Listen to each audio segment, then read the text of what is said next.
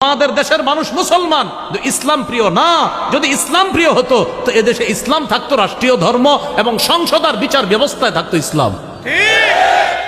কারণ আপনি তো খেয়ানত করবেন, আপনি তো গাদ্দারি করবেন। আপনারাই চান এদেশে ইসলাম কায়েম না হোক। যদি না চান তাহলে এই দেশে মুসলমান 90 ভাগ, এর পরেও কেন আমরা পিছিয়ে থাকি বলেন? এজন্য আমি বলি কি জানেন, আমাদের দেশে মুসলমান বেশি কিন্তু ইসলাম প্রিয় কম। কি বললাম বলেন তো? বলেন কি বেশি? মুসলমান বেশি, কি প্রিয় কম? ইসলাম প্রিয়। আমাদের দেশের মানুষ মুসলমান বেশি কিন্তু ইসলাম প্রিয় না। আমাদের দেশের মানুষ মুসলমান কিন্তু ইসলাম প্রিয় না। যদি আমাদের দেশের মানুষ ইসলাম প্রিয় হতো তাহলে এ দেশের আগামীর সরকার হতো ইসলামের সরকার। আসলে ঠিক তো? তাহলে ইসলামের সরকার গঠন করে দেখা দেন ইনশাআল্লাহ। এটা তো মাঠের বাইরে গেলে ভুলে যাবেন। কারণ আপনি তো খেয়ানত করবেন, আপনি তো গাদ্দারি করবেন। খেয়ানতটা তো আপনার দ্বারাই হবে। আপনি যাকে দায়িত্বশীল বানাচ্ছেন, 4টি বিষয়ে তার পক্ষে আপনি বলতেছেন। 1 নাম্বার, যে ব্যক্তিকে আপনি দায়িত্বশীল বানালেন আপনি তার পক্ষে সাক্ষী দিলেন। 2 নাম্বার, যাকে দায়িত্বশীল বানালেন আপনি তার পক্ষে সুপারিশ করলেন। 3 নাম্বার, যাকে আপনি দায়িত্বশীল বানালেন আপনি তাকে গরিব মানুষের প্রতিনিধি বানালেন। 4 নাম্বার, যাকে আপনি দায়িত্বশীল বানালেন তার সমর্থন করে আপনি আপনার আমানতটা এখানে প্রয়োগ করলেন। এবার বলি, 1 নাম্বার, যাকে দায়িত্বশীল বানালেন তার পক্ষে আপনি সাক্ষী দিলেন। আপনি সাক্ষী কি সত্যের পক্ষে দিলেন না মিথ্যার পক্ষে দিলেন সেটার জবাবদিহিতা করার জন্য আপনি তৈরি থাকেন। 2 নাম্বার, আপনি যাকে দায়িত্বশীল বানালেন তার পক্ষে আপনি সুপারিশ করলেন। আপনি যার পক্ষে সুপারিশ করেছেন এই পক্ষ সেটা কি সঠিক ছিল নাকি বেঠিক ছিল এটার জবাবদিহিতা করার জন্য আপনি তৈরি থাকেন। 3 নাম্বার, আপনি যাকে গরিব মানুষের প্রতিনিধি বানালেন এই প্রতিনিধি বানানোর ক্ষেত্রে আপনি যে তাকে অথরিটি প্রদান করলেন এই অথরিটি কি সঠিক প্রদান করলেন কিনা কিয়ামতের ময়দানে রবের সামনে দাঁড়ানোর জন্য তৈরি থাকেন। 4 নাম্বার, আপনি যাকে দায়িত্বশীল বানালেন আপনি সমর্থন করা মানে আপনার আমানত এখানে আপনি প্রয়োগ করলেন। আপনার আমানত সঠিক জায়গায় প্রয়োগ করেছেন কিনা এটার জবাব দেওয়ার জন্য আপনি তৈরি থাকেন। আমি সত্যি বলছি, আমি পড়াশোনা করি বলতেছি, আল্লাহর কসম, এই 4টা জিনিসের জন্য আপনি তৈরি থাকেন। আপনি সাক্ষী দিয়ে আপনি যাকে প্রতিনিধি বানাচ্ছেন আপনার সাক্ষী যদি সত্যের পক্ষে হয় আপনি মুক্তি পেয়ে যাবেন। আপনি যাকে প্রতিনিধি বানাচ্ছেন আপনার সুপারিশ যদি সত্যের পক্ষে হয় আপনি নাজাত পেয়ে যাবেন। আপনি যাকে প্রতিনিধি বানাইলেন যদি সে সঠিক যোগ্য ব্যক্তি হয় তো আপনি নাজাত পেয়ে যাবেন। আপনি যাকে প্রতিনিধি বানালেন যদি আপনার এই সমর্থনটা সঠিক জায়গায় হয় তো আমানত যথাযথভাবে পুরা করার কারণে আপনি নাজাত পেয়ে যাবেন। উল্টা যদি বিপরীতটা হয় তো আপনি ব্যর্থ, আপনি আল্লাহর কাছে ধরা খাবেন। এই কাজ আপনাকে জাহান্নামী বানাতে পারে। তাই আগামীতে বলার আগে, করার আগে, চলার আগে, হাত চালানোর আগে আপনি চিন্তা করবেন আমার বলা, আমার স্পর্শ করা, আমার পায়ে চলাটা এটা আমানতের খেয়ানত হচ্ছে না তো? আমার মুখের সাক্ষী এটা অন্যায়ের পক্ষে হচ্ছে না তো? আমার সুপারিশ এটা অন্যায়ের পক্ষে হচ্ছে না তো? আমি যাকে প্রতিনিধি বানাচ্ছি সে কোনো জালেম না তো? আমি যার পক্ষে সমর্থন করছি এটা আমানতের খেয়ানত হচ্ছে না তো? এটা আপনি আগামীতে মাথায় রাখেন। এই 4 কথা মাথায় রাখেন। আরো 10 জনকে 4টা কথা আপনি শিখাইয়া দেন যে ভাই পথ চলতে গেলে 4 কথা মাথায় রাখবা। তুমি কিন্তু সাক্ষ্য দিচ্ছ, তুমি কিন্তু সুপারিশ করছো, তুমি কিন্তু গরিব মানুষের প্রতিনিধি নির্ধারণ করছো, তুমি কিন্তু আমানত প্রয়োগ করছো। 4 ক্ষেত্রে যেন তোমার একটু উল্টা না হয়। যদি হয় তো রবের সামনে দাঁড়ানোর জন্য তৈরি থাকেন। এই 4 কথা গবেষণা করে আমি বারবার বলি আমাদের দেশের মানুষ মুসলমান ইসলাম প্রিয় না। যদি ইসলাম প্রিয় হতো তো এদেশে ইসলাম থাকতো রাষ্ট্রীয় ধর্ম এবং সংসদ আর বিচার ব্যবস্থায় থাকতো ইসলাম। বললাম যে মুসলিম কিন্তু ইসলাম প্রিয় না। যদি ইসলাম প্রিয় হতো তো সংসদ হতো ইসলামী সংসদ, বিচার ব্যবস্থা হতো ইসলামী বিচার ব্যবস্থা। সামান্য কথায় অনেক কিছু বোঝানোর চেষ্টা করলাম। যদি বুঝ থাকে, আকল থাকে, বুঝে নিয়েন। আল্লাহ বোঝার তৌফিক দান করেন। রাসূলুল্লাহ সাল্লাল্লাহু আলাইহি সাল্লাম বলেন, ওই যে ওখান থেকে গেলাম আলেমদের ফজিলত শুই না যে সুবহানাল্লাহ বলেন নাই। হ্যাঁ, ফাদলুল ইলমি আহাব্বু ইলাইয়া মিন ফাদলিল ইবাদাহ। রাসূলুল্লাহ সাল্লাল্লাহু আলাইহি সাল্লাম বলেন, আলেমের এলেম অন্বেষণ করা সাধারণ জনগণের নফল ইবাদতের যে মর্যাদা, ফজিলত, এটার অনেক ফজিলত, কিন্তু এটার চেয়েও আলেমের এলেম অন্বেষণের মর্যাদা আমি নবীর কাছে আরো বেশি দামি, আরো বেশি প্রিয়। এখন একটা প্রশ্ন আছে, যে আলেমের এলেম অন্বেষণের মর্যাদা সাধারণ জনগণের নফল ইবাদতের চাইতে ক্ষেত্র বিশেষ কেন বেশি? এটার কারণ হলো এই, একজন আলেমের এক কথায় একটা জাতি, একটা এলাকার পরিবর্তন হয়ে যায়। এই জন্য তার এলেম অন্বেষণের অনেক মর্যাদা। এক আল্লামা আহমদ শফী রহমতুল্লাহ আলাইহির কথায় পুরা বাংলাদেশ এক হয়ে গেছিল। এমন একজন আল্লামা আহমদ শফীর খোঁজে আছি আমরা এখন। আবার কি বলেন? না হয় আমরা সবাই মিলে এখন পারতেছি না, যেটা আল্লামা আহমদ শফী একাই পারছিলেন, আল্লাহ তার একার দ্বারা যেটা করেছেন এখন অনেকের দ্বারাও সেটা সম্ভব হচ্ছে না। তাই আল্লাহর কাছে একজন আহমদ শফী আবারও চাচ্ছি আমরা। আল্লাহ আমাদেরকে অনেক কিছু বুঝার তৌফিক দান করে, আমিন কম কথায় অনেক কিছু বুঝার তৌফিক দান করে। আমিন। এগুলো আজকের 3 নাম্বার আলোচনা। আজকের 4 নাম্বার আলোচনা, গুরুত্বপূর্ণ আলোচনা। আপনারা আমার চেয়ে বয়সে ছোট আছেন, যে তো বয়সে বড়, মাফ করে দিয়ে টিস্যুর সামনে ছোট বলাবেন আপনাদেরকে দেখলে তো কিছু বলতে মন চায় না। এগুলো 3 নাম্বার কথা। 4 নাম্বার কথা, উপকারিতা লাভ করার দিক থেকে ইবাদত 2 প্রকার। ওলামা হযরতরা বলা দরকার নেই, আপনারা একটু বলেন সওয়াব কামাই করার দিক থেকে ইবাদত 2 প্রকার। 1, নিজে ইবাদত করে সওয়াব লাভ করা। 2, অন্যের সাহায্যে ইবাদত করে সওয়াব লাভ করা। বলেন তো, আমরা যে সওয়াব কামাই করি ইবাদতের, এই ইবাদত কয় প্রকার? 1, ইবাদতের সওয়াব কামাই করি কিভাবে? নিজে ইবাদত করে। আরেকটা হলো অন্যের সাহায্যে ইবাদত করে। নিজে ইবাদত করে সওয়াব কামাই করা, যেমন ফজরের আগের 2 রাকাত সুন্নত কারো সাহায্য করছেন না নিজে নিজে। জোহরের আগের 4 রাকাত সুন্নত, জোহরের পরে 2 রাকাত। আসরের আগে মন চাইলে আর কি 4 রাকাত সুন্নত। এশার আগে যদি সময় থাকে 4 রাকাত সুন্নত, এটা মন চাইলে ঐচ্ছিক পড়লে সওয়াব আছে, না পড়লে কোনো গুনাহ নেই। তো এই যে কাজগুলো করলেন, এগুলা কি অন্যের সাহায্যে না নিজে ইবাদত করলেন? এটা নিজে ইবাদত করে সওয়াব। কোরআনের একটা সূরা বললেন, নামাজের মধ্যে আপনি আলহামদুলিল্লাহি রাব্বিল আলামিন নিজে নিজে ইবাদত করতেছেন। তিরমিজির হাদিসে আছে, মান ক্বারাআ হারফাম মিন কিতাবিল্লাহ ফালাহু বিহি হাসানা ওয়াল হাসানাতু বিআশরি আমসালিহা। কোরআনের একটি অক্ষর যদি কেউ পড়ে, তার আমল নামায় 10টি নেকি লিপিবদ্ধ হয়ে যায়। এটা হলো নিজে ইবাদত করে সওয়াব কামাই করা। 2 নাম্বার, অন্যের সাহায্যে ইবাদত করে সওয়াব কামাই করা। যেমন আজকে এশার নামাজ জামাতে আমরা একা একা পড়ছি। বলেন সবাই, একা নাকি কারো সাহায্যে?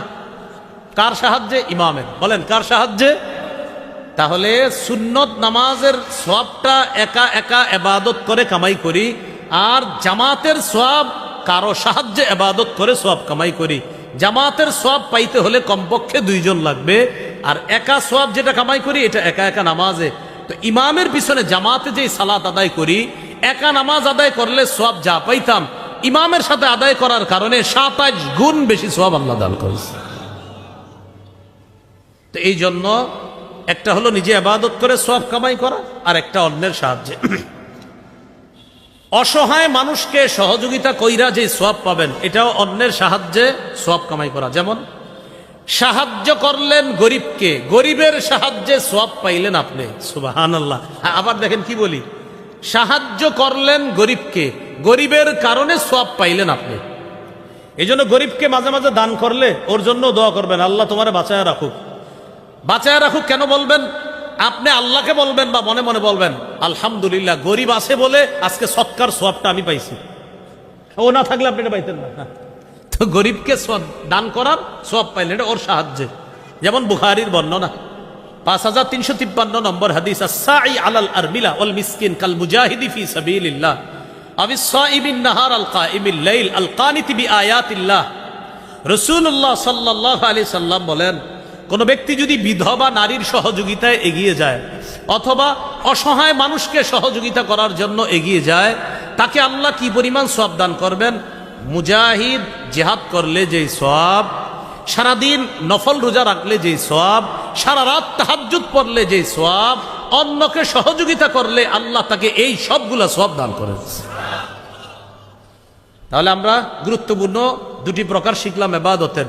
সওয়াব লাভ করার দিক থেকে ইবাদত 2 প্রকার, একটা নিজে ইবাদত করে সওয়াব কামাই করা, আর একটা অন্যের সাহায্যে। তো এই উদাহরণটা মনে রাখার জন্য সবসময় মনে রাখবো, সুন্নত নামাজগুলা আমরা নিজে নিজে ইবাদত করে সওয়াব কামাই করি, আর ফরজ নামাজ অন্যের সাহায্যে ইবাদত করে সওয়াব কামাই করি। এই জন্য ইমাম সাহেবের বেতন বাড়াইতে গেলে আমরা 5-6 মাস মিটিং করি, তাও 500 টাকা বাড়াইতে গেলে অনেক টেনশন যে হুজুর এত টাকা দিয়ে করবে কি। এটা এমনি বললাম আর কি কথাটা। এগুলো আজকের 4 নাম্বার আলোচনা। আজকের 5 নাম্বার সর্বশেষ আলোচনা, এটা ওলামা হযরত ছাড়া যারা আছেন আমার সাথে একটু বলেন, বলেন মাধ্যম হিসাবে ইবাদত 5 প্রকার। অর্থাৎ আমরা 5 মাধ্যমে ইবাদত করি। সবাই বলেন, 1 কলব দিয়ে ইবাদত করি, 2 মুখ দিয়ে ইবাদত করি, 3 শরীর দিয়ে ইবাদত, 4 অর্থ সম্পদ দিয়ে ইবাদত, 5 অর্থ সম্পদ এবং শরীর দিয়ে ইবাদত। এবার আপনারা বলেন তো 1 নম্বর কি দিয়ে? কলব দিয়ে। হ্যাঁ, আপনারা বলতে হবে 1 নম্বর কি দিয়ে? এটাকে বলে আত্মিক ইবাদত। কি ইবাদত? মানে আত্মিক, আত্মার সাথে সম্পর্ক। 2 নম্বর যেন কি দিয়ে? এটাকে বলে মৌখিক ইবাদত। 3 নম্বর যেন কি দিয়ে? শরীর, এটাকে বলে শারীরিক ইবাদত। 4 নম্বর অর্থ সম্পদ, এটাকে বলে আর্থিক ইবাদত। 5 নাম্বার অর্থ সম্পদ এবং শরীর দিয়ে, এটাকে বলে আর্থিক এবং শারীরিক ইবাদত। এবার বলেন তো 1 নাম্বার কি দিয়ে ইবাদত করি? কলব দিয়ে যে ইবাদত করি, যেমন বিশুদ্ধ নিয়ত করা, এটা কলবের ইবাদত। আজকে এশার নামাজ যারা পড়তে আসছেন, মসজিদ থেকে বের হয়ে, বাসা থেকে বের হয়েছেন মসজিদের উদ্দেশ্যে, তো এশার নামাজ পড়তে আসছেন যারা, মনে মনে নিয়ত ছিল কি ফজর পড়া না এশা পড়া, বাস নিয়ত হয়ে গেছে। সহিহ বুখারীর 1 নম্বর হাদিস, ইন্নামাল আমালু বিন্নিয়াত, আমলের প্রতিদান বিশুদ্ধ নিয়তের সাথে। তাহলে আজকে থেকে মনে রাখবো, কখনো যদি কেউ জিজ্ঞাসা করে আচ্ছা কলবের ইবাদতের একটা দৃষ্টান্ত দাও তো, সাথে সাথে বলে ফেলবেন বিশুদ্ধ নিয়ত করা, এটা কলবের ইবাদত। মনে থাকবেন ইনশাআল্লাহ। আচ্ছা আপনারা বলেন তো কলবের ইবাদতের একটা দৃষ্টান্ত বলেন তো। নিয়ত করা। আরেকটা আছে, বলেন ইখলাস, কলবের ইবাদত। ইখলাস কিসের ইবাদত? ইখলাস দেখানো যায় না, কোথায় থাকে? কলবে। যেমন একটা দৃষ্টান্ত দিলে সহজে মনে থাকবে সারা জীবন। আমি বলবো, আপনারা জবাব দিবেন। কোরআনের যতগুলা সূরা আছে সব সূরার নাম সূরার মধ্যে আছে। কোরআনের যতগুলা সূরা আছে সব সূরার নাম সূরাতে আছে, একটা সূরা ব্যতিক্রম আছে। আচ্ছা কিছু সূরা পড়ি আমরা। আউযু বিল্লাহি মিনাশ শাইতানির রাজীম, বিসমিল্লাহির রহমানির রহিম। ওয়াইলুল লিকুল্লি হুমাযা, সূরার নাম কি? তাহলে সূরার নাম হুমাযা, সূরার মধ্যেও পেয়ে গেলাম হুমাযা। আলাম তারা কাইফা ফাআলা রাব্বুকা বিআসহাবিল ফিল, সূরার নাম, সূরাতেও পেয়ে গেলাম কি? ফিল। লিইলাফি কুরাইশ, সূরার নাম। আরাআইতাল্লাযী ইউকাযযিবু বিদ্দীন, এই সূরাটির শেষ আয়াত হলো ওয়ায়ামনাউনাল মাউন, সূরার নাম। ইন্না আ'তাইনাকাল কাউসার, সূরার নাম। সূরাতেও কি আছে? কাউসার। এরপরে দেখেন কুল ইয়া আইয়ুহাল কাফিরুন, সূরার নাম কি? বলেন সূরার মধ্যে কাফিরুন আছে না নাই? আচ্ছা। ইযা জাআ নাসরুল্লাহ, সূরার নাম কি? নাসর, সূরার মধ্যে নাসর আছে না নাই? তাব্বাত ইয়াদা আবি লাহাব, সূরার নাম। সূরার মধ্যে লাহাব আছে কিনা? আচ্ছা।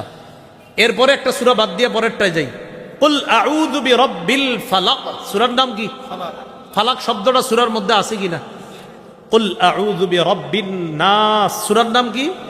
নাস আসেনি সূরার মধ্যে, একটা সূরা বাদ রাখছি না, কি নাম বলেন তো? আচ্ছা, সূরার নাম কি? এবার আমি সূরাটা পড়ি, দেখি ইখলাস শব্দটা বের করি আমরা, দেখি। কুল হুয়াল্লাহু আহাদ, পাইলাম না। আল্লাহুস সামাদ, পাইলাম না।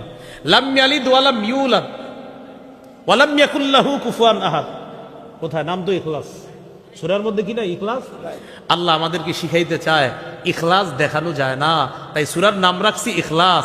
এটা যেহেতু দেখানোর জিনিস না, তাই সূরার মধ্যে এটা না দেখায়া তোমাদেরকে শিক্ষা দিলাম ইখলাস দেখানো যায় না, এটা এখানে রাখতে হয়, এটা শুধু আল্লাহ দেখে, এটা অন্যকে দেখানো যায় না। তাই ইখলাস সূরার নাম, সূরার মধ্যে শব্দটা না রেখে আমাদেরকে শিক্ষা দিলেন এটা দেখানোর জিনিস না, এটা লালন ধারণ পালন করার জিনিস, এটা শুধু আমি আল্লাহ দেখি। মনে থাকবেনি? তাহলে সব সূরার নাম সূরাতে আছে, একটা সূরার নাম ইখলাস, শব্দটি সূরার মধ্যে নাই, তবে সূরার পরতে পরতে ইখলাস আছে। আল্লাহ এক, তা আল্লাহ এক এটা বিশ্বাস রাখতে হবে একদম অন্তরে, ইখলাস। এটা আল্লাহ অমুখাপেক্ষী, হ্যাঁ ইখলাস, একদম ভিতর থেকে বিশ্বাস করতে হবে। আল্লাহ সন্তান দেন না, সন্তান জন্ম দেন না, কারো থেকে জন্ম নেন না, এটা একদম অন্তরে বিশ্বাস ইখলাসের সাথে রাখতে হবে। আল্লাহর কোনো সমকক্ষ নাই, এটা শুধু মুখে বললে হবে না, এখানে রাখতে হবে। মানে এই সূরার পরতে পরতে ইখলাস আছে, এটা খুঁজে নিতে হবে, এটা বের করে নিতে হবে, এটা অনুভব করতে হবে। এটা দেখানো বা বলার জিনিস না। তো আল্লাহ শিখাইলেন ইখলাস, এটা দেখানো যায় না। তাই আমি আল্লাহ সূরার নাম ইখলাস রেখে সূরার মধ্যে ইখলাস শব্দটি আল্লাহ কেন দেননি শিক্ষা দিলেন। এই শোনো, ইখলাস দেখানো যায় না, এটা ভিতরে রাখতে হয়। আল্লাহ কত সুন্দর একটা শিক্ষা আমাদেরকে দিয়ে দিল। এই হলো ইখলাস, এটা হলো অন্তরের ইবাদত। অন্তরের একটা ইবাদত প্রথমে বলছি আমি, কি জানি? বিশুদ্ধ নিয়ত। দ্বিতীয় ইবাদতটা বললাম কি জানি? ইখলাস। নাসাইর হাদিস 3140 নম্বর হাদিস, ইন্নাল্লাহা লা ইয়াকবালু মিনাল আমাল ইল্লা মা কানা লাহু খালিসা ওয়াবতুগিয়া বিহি ওয়াজহুহু। আল্লাহ ততক্ষণ বান্দার আমল কবুল করেন না যতক্ষণ আমলটা ইখলাসের সাথে না হবে, ততক্ষণ বান্দার আমল আল্লাহ কবুল করেন না। আল্লাহ আমাদের সকলকে বিশুদ্ধ নিয়তের সাথে ইখলাসের সাথে সব ইবাদত করার তৌফিক দান করেন।